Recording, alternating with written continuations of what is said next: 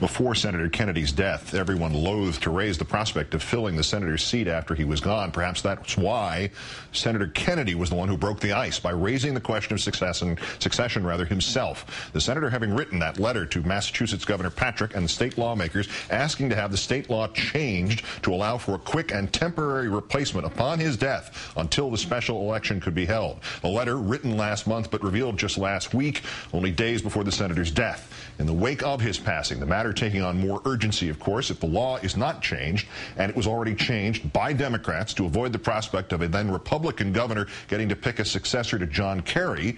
Had Kerry beaten President Bush in 2004. If the law is not changed again, the seat will remain unfilled until January at the earliest. Governor Patrick addressing the succession this morning. I think that the senator has made a very reasonable request. I support the idea of a special election, which is provided for in our current law, and the senator did as well. Now, having said that, I have to say that our first thoughts today are on the life and the extraordinary achievements of the senator. To that subject that Governor Patrick sort of sidestepped there, and our own Howard Fineman, senior Washington correspondent for Newsweek magazine. Howard, good evening. Hi, Keith. First, the question of when succession will happen. If Democrats control Beacon Hill and Democrats control Washington, does that mean Senator Kennedy's wish is granted to have this succession law changed again and to have an interim senator appointed? Well, it's not automatic, but I think it's going to happen. Talking to friends of mine in Boston and sources in Boston, they're not always the same, by the way.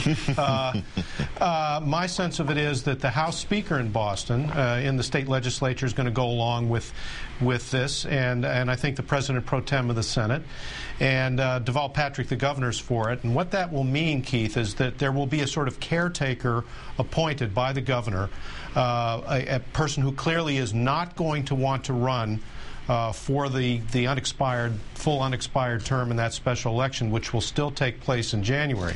But the idea would be to get a second senator in there as a caretaker and placeholder, and more important, a second voice for Massachusetts in very important debates, and even more important than that, a 60th Democratic vote in the Senate. That's why Harry Reid, the Democratic leader in the United States Senate, has been calling for this. I think Patrick and the Democratic leaders are going to be able to get it done.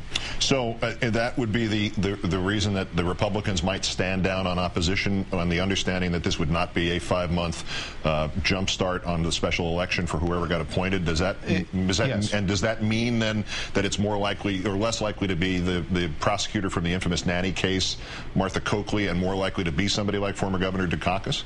Yes, absolutely. It wouldn't be if it were to be the Attorney General Martha Coakley, who clearly wants to run. She was interested in running if John Kerry had won the presidency in 2004. She's very ambitious. That would scotch the deal right there. It would have to be somebody like Mike Dukakis, and he's been talked about a lot. And there'd be a certain historic justice from a Democratic state to have a former Democratic standard bearer take that job. And Mike Dukakis, policy wonk that he is up on all the issues. He'd be perfect for the job. So that's the kind of person who would have to say, I'm not in it to run in 5 months.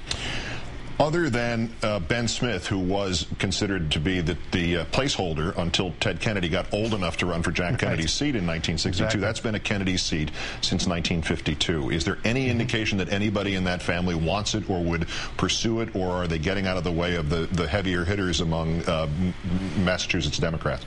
Well, here everybody is now being silent. Everybody's willing to talk about this interim caretaker thing we were just discussing. Nobody up there that I talked to today wants to talk about the unmentionable, which is who is going to run. Ted Kennedy's not been buried yet. Nobody wants to talk about it. But here's what I've been told off the record. Basically, Joe Kennedy II would have first dibs if he wanted to try it. He was a member of the House for about 10 years. He's been involved in energy policy and so forth. If he were to say, I want to try to do it, it would be very difficult for anybody else, whether it's Martha Coakley or any member of Congress, to get in the way if Joe Kennedy were to say he wanted it.